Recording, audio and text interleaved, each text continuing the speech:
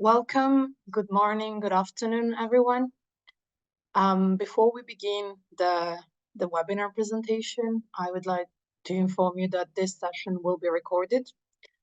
And also you can put your questions and your comments in the Q&A box, which you find in the Zoom taskbar at the bottom of your screen. This webinar is organized by CONCORD, the European Confederation of NGOs working on sustainable development and international cooperation. Being a member-led organization and representing more than 2,600 NGOs across Europe, we value sharing knowledge and intel with our members and CSOs at large. The aim of this webinar is to provide a better understanding on current trends of EU funding and boost participants' advocacy skills in influencing the modalities of 2024-2027 annual action plans. The webinar is presented by two different presenters. My name is Giulia Bazziga and my colleague Francisca Buzon. We both represent Alliance 2015, which is a member of CONCORD. And the webinar was prepared by a task force composed of CONCORD members and staff from the CONCORD Secretariat. Before we start the presentation, we would like to do a quick poll to understand who is in attendance today and your current understanding of EU development cooperation funding instruments. So I'm going to ask my colleagues to launch the poll.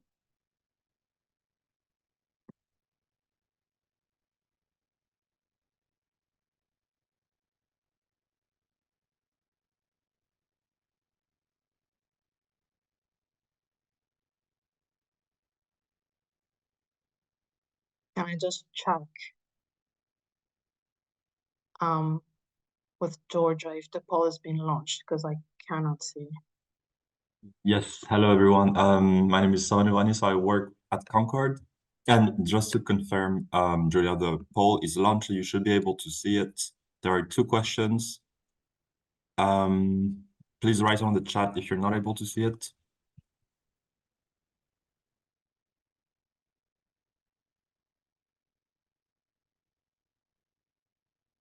Yeah, I also don't see it, Soren.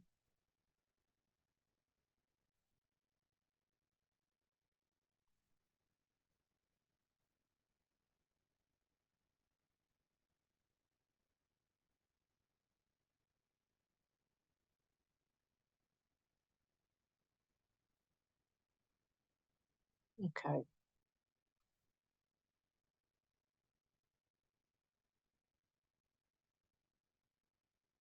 So most people seem to have answered it when they joined. Great, thank you very much for confirming that. I suppose we may maybe find out later what the results were. We'll just go back to the presentation then.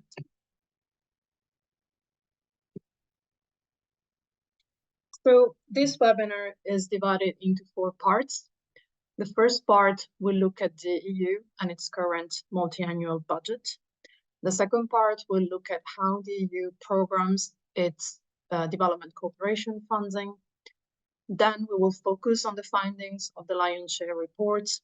And lastly, we will talk about how CSOs can engage in influencing the upcoming annual action plans. The presentation will last between 45 minutes and 1 hour. And afterwards, for those of you who can stay, we will have a Q&A session for about 30 minutes. And if time allows, we will look at one annual action plan as well. So starting to look at the EU and its budget, the European Union approves its multi-annual financial framework, or MFF, every 7 years. And the current budget covers the period from 2021 until 2027. The MFF includes several headings, and heading 6 is dedicated to external cooperation of the EU with third countries, and it represents about 10% of the total multi-annual financial framework. Heading 6 includes the Neighborhood Development and International Cooperation Instrument, or in short, NDICI Global Europe, which represents around 72% of the funding under Heading 6.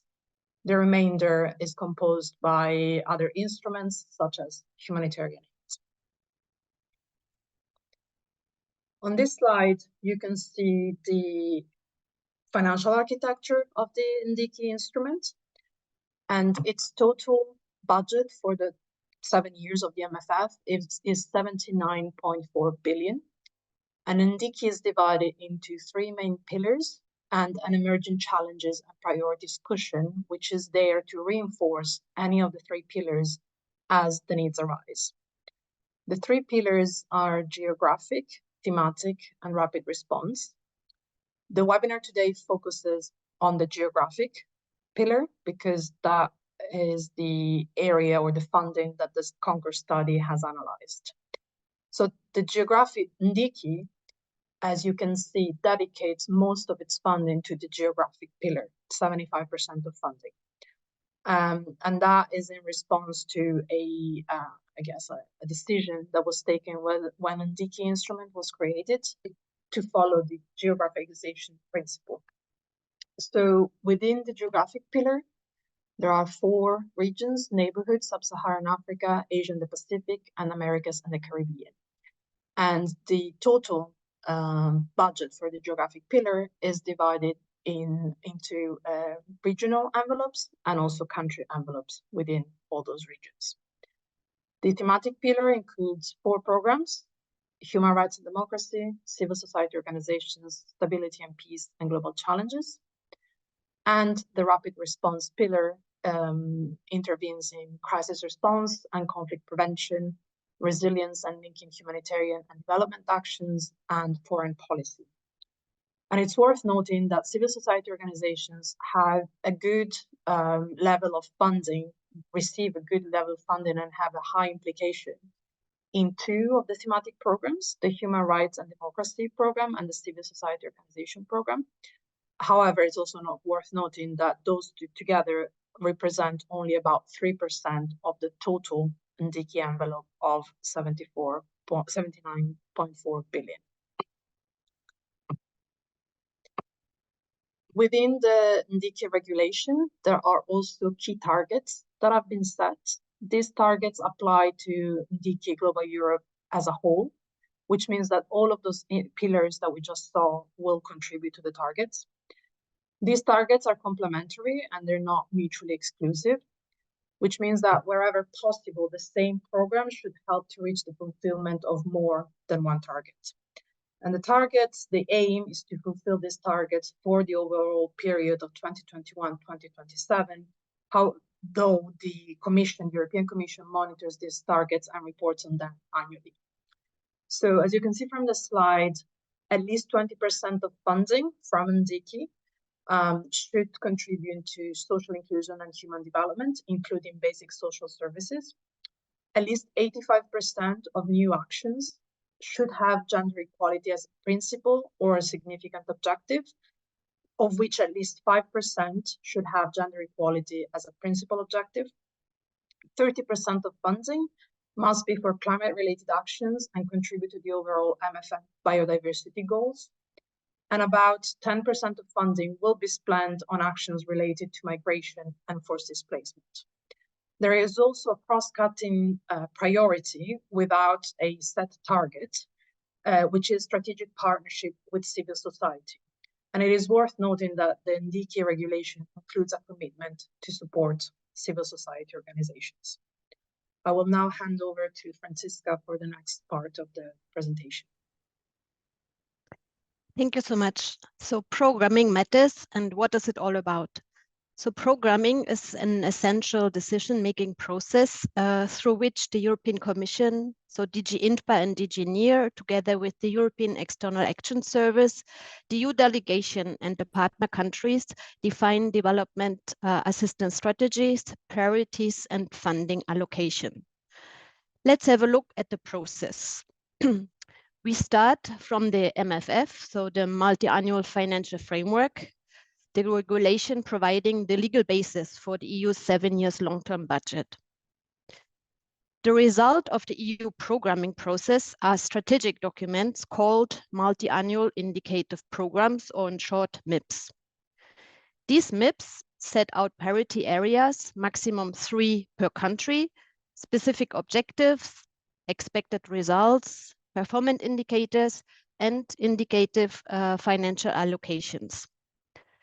These strategic documents have, as the EU budget, a duration of 7 years and one review after 4 years that we have just passed. Please note that there are separate MIPs for every country and region in the geographic pillar of the NDICI, as well as MIPs for every thematic area covered under thematic pillar of the NDICI. It's important to note that the support to civil society should be described in the MIP, and it's described as either specific support or mainstreamed engagement within the priority area of the EU development cooperation in a specific countries. All of the adopted multi-annual indicated programs are published on the INPA website. Based on these strategic documents, the EU delegations then proceed with the yearly planning on financial execution. Decisions are taken in form of annual or sometimes multi-annual action programs or plans. These AAPs, in short, break down the priorities of the MIPs in a number of concrete actions. In each of the action documents that make up an annual action plan, the implementation modalities, so in other words, the budget and the funding modalities are defined. As you can see on the right side of the graph, we move then to the implementation. This phase comprise call for proposals, the contracting and the implementation of specific actions funded by the EU, and then following the closure, which is of course including reporting and evaluation. On the next slide, we will have a closer look into the planning documents, so the annual action plans. The annual action plans that have been adopted can be accessed on the INPA website, and we will post the link here in the chat. And as Julia has mentioned, if time allows, at the end, we can have a look at a specific action plan to give you an example. The action plan, so the action document, if you look at the structure, it provides you first of course, with the title. Then the document gives you a synopsis in form of a table, providing key information about the objectives, the alignment of the specific action to the multi-annual indicative program, the budget amounts and the type of funding foreseen, as well as a summary of the planned action. Second, in the document is the rationale. It provides you information about the context and the specific problem that is addressed by an action. Third comes a detailed description of the action. So it provides the objectives, the expected results, the activities. And this part of the document you should only read, of course, when the action is of interest to you. And fourth, now, as you can see, is the implementation arrangement that are foreseen for the action. This is a very important part of the action document, and it will, as it will provide you information about the funding modalities. So in the EU budget, we can distinguish between two main implementation modalities that are the direct and the indirect management. So direct management, under direct management, the EU is managing directly the funding, meaning that the EU delegation for geographic program is directly responsible for all steps in the program implementation. So launching the call for proposal, evaluating the submitted proposals, signing the agreement, monitoring the implementation and assessing the results, and finally making the payment. On the other hand, under indirect management mode, funding is managed by a partner organization or another authorities. For example, national authorities, can be international organizations such as the UN family, the World Bank, or member states development agencies. Entities who implement EU programs under this indirect management mode need to carry out an ex-ante assessment in order to see that their rules and procedures are in line and can safely manage EU funds. This process is called pillar assessment, and unfortunately, NGOs are not eligible to this assessment. The AAP tells you how the EU intends to work within a specific action, so either using direct or indirect management, sometimes also a mixture of both. At the end of each annual action plan, you will also find the performance measurement and some information about communication. So these AAPs are really important documents for you in order to know how the EU is implementing its country strategy and with which partners. As you will see, we will encourage you to engage with the EU delegation to influence these important planning documents.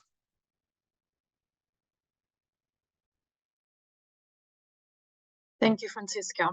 So now we're going to dive into the CONCORD study and its findings. The title of the study is Who Holds the Lion's Share?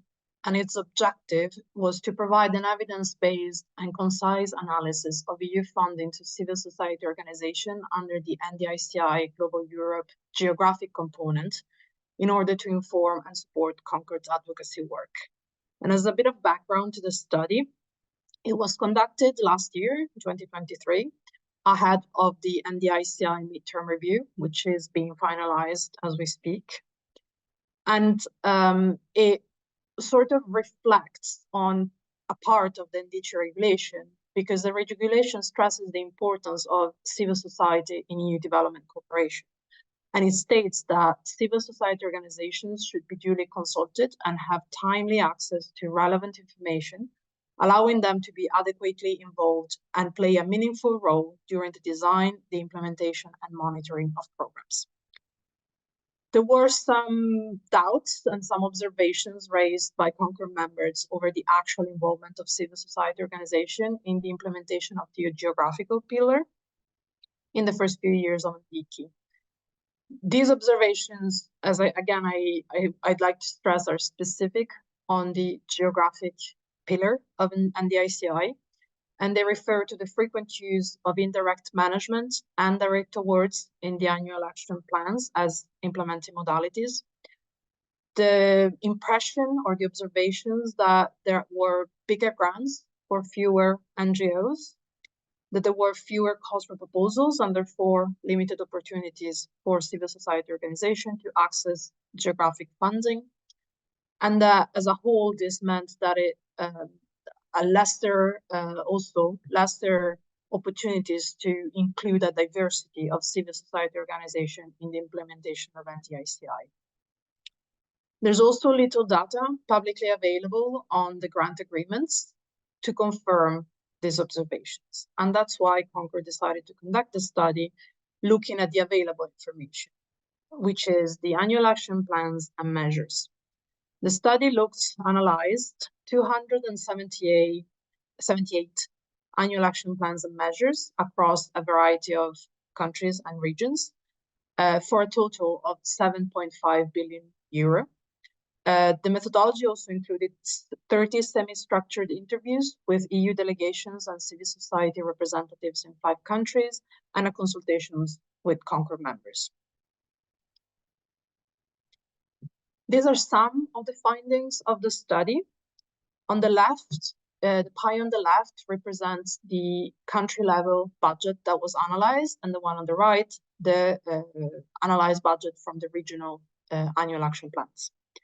So out of all the annual action plans analyzed, the majority, or 59% of the funding, is spent through indirect management. Indirect management represents 54% of funding at country level and 65% at regional level. And the study also found that indirect management is especially high if an action is part of a Team Europe initiative. It's also high in closed civic space contexts and in crisis-affected countries. And it's also high in specific sectors in the country-level annual action plans.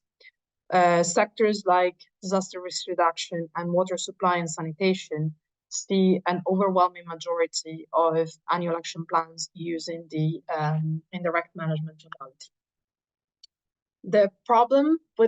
One of the problems with indirect management is that it is non-accessible, which means that civil society organizations may benefit from sub-granting from the pillar-assessed entities, but the funding choices of these pillar assessed entities are largely invisible, because as I mentioned before, there is no there's no comprehensive data on how this funding is channeled. There is also very limited instructions from the EU included in the annual action plans on the foreseen involvement of civil societies in the downstream funding from the pillar assessed entities. If we look again at these graphs, you can see that less than 1/3 of funding overall between country and regional level, it's 29% of the funding is spent through direct management. And this percentage is 26% at the country level and 31% at the regional level. So if we look into a bit more detail at this part, at the funding, there is overall 29% of funding channeled through direct management. At the country level, about 1/3 of the funding channeled through direct management is awarded through calls for proposals, and almost half, 46%, through direct awards. At the regional level, this proportion is almost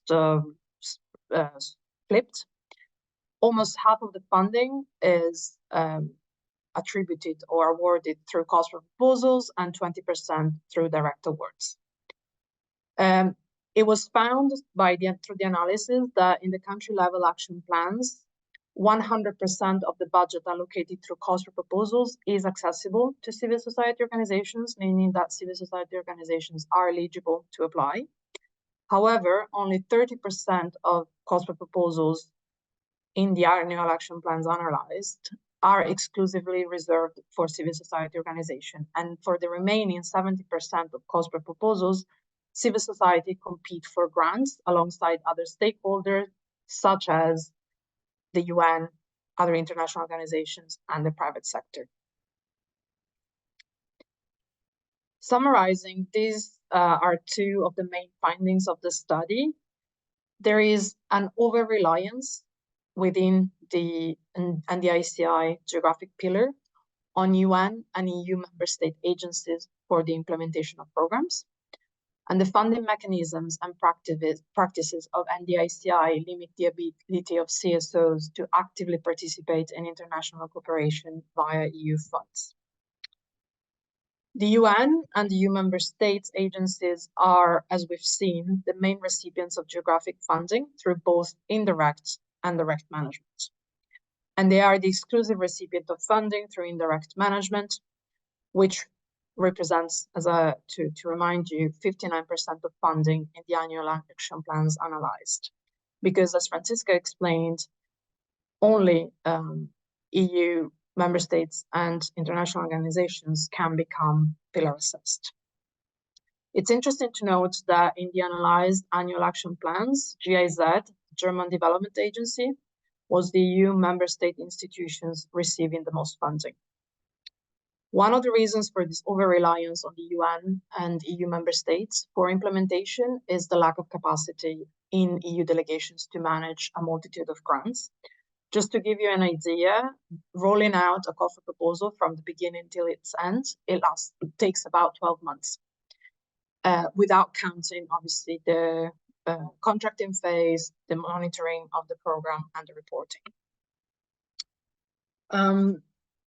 When we say that the funding mechanisms limit the ability of CSOs to actively participate, this refers again to the frequent use of indirect management, as well as to the fact that the type of pillar assessed entities is often not mentioned in the AAPs, which limits the ability of civil society organizations to then look for funding through these pillar assessed organizations. And the fact that the EU leaves the pillar assessed organizations extremely free in deciding how to implement their programs.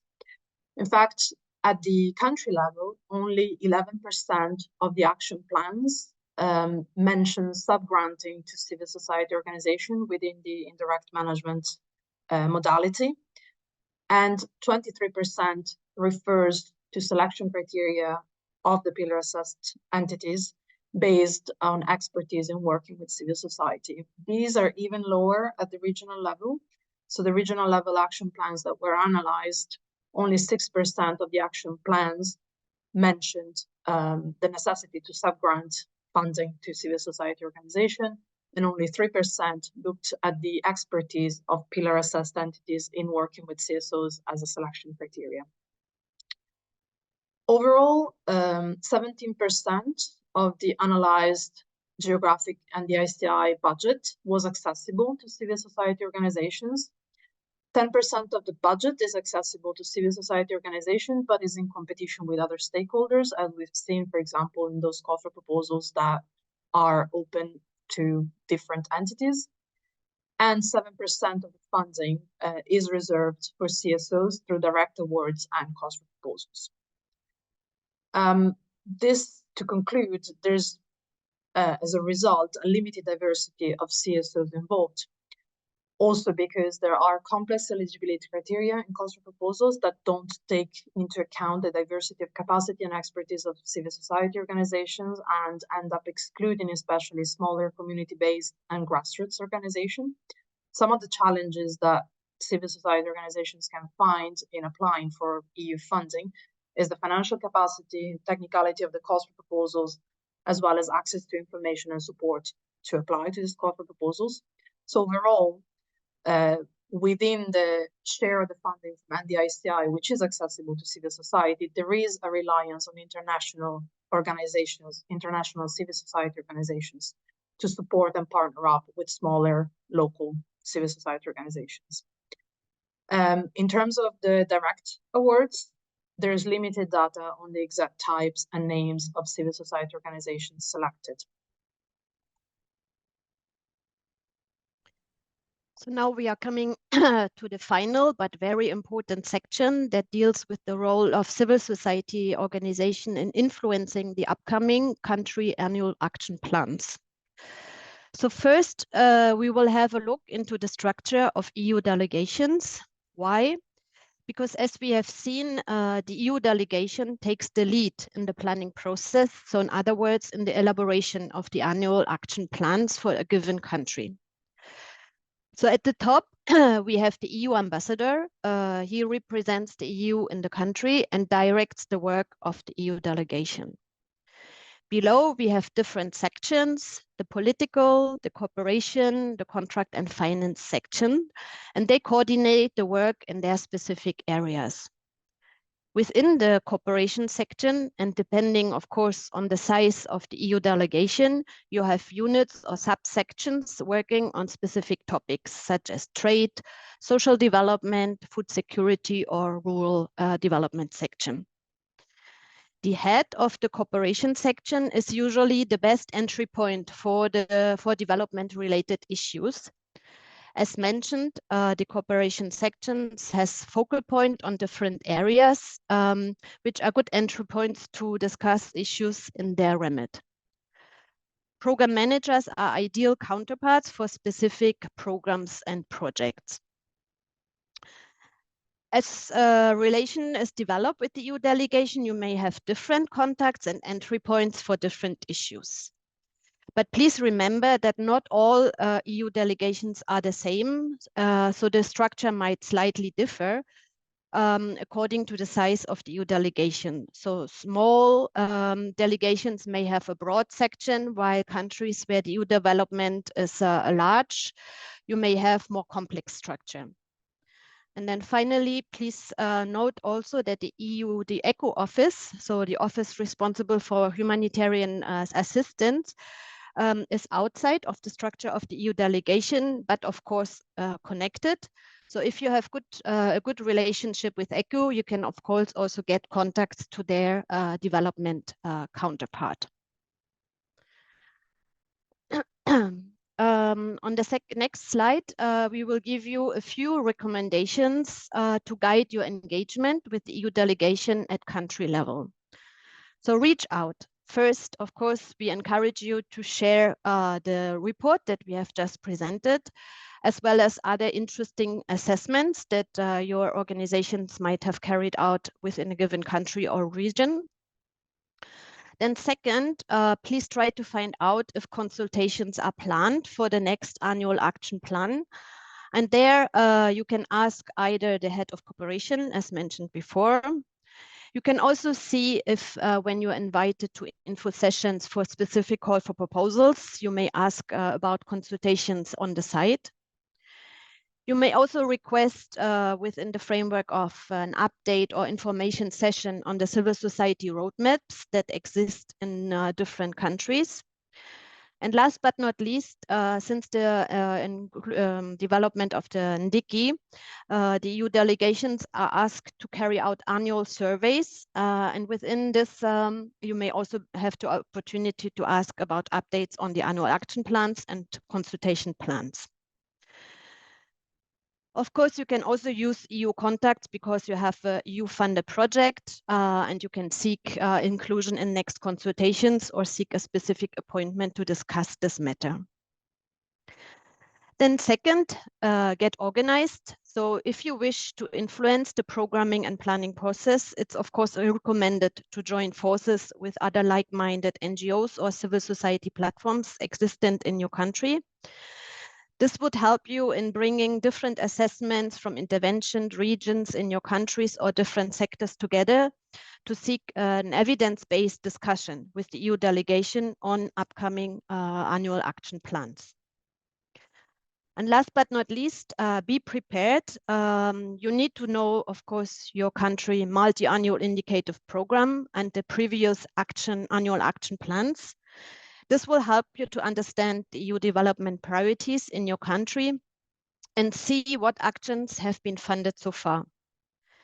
Based on your assessments, you would also have concrete ideas about further priorities that the EU should support and what role civil society organizations can play. Please note that this engagement is not about positioning your individual organization, but more about thematic and sector interventions to be funded by the EU, and hence the role that civil society organizations as technical implementing partners should play in this respect.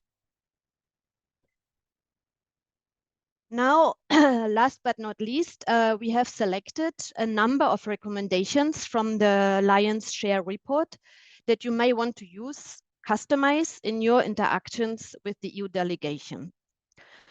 We would like to stress recommendation number 2 that speaks about strengthening accessibility and inclusiveness of funding under indirect management. 2 sub-recommendations here. So first, on the accessibility, we call upon the EU to allow civil society organizations with relevant experience, size, and management capacities to become pillar-assessed entities. And second, to stress on this recommendation is, of course, the inclusiveness.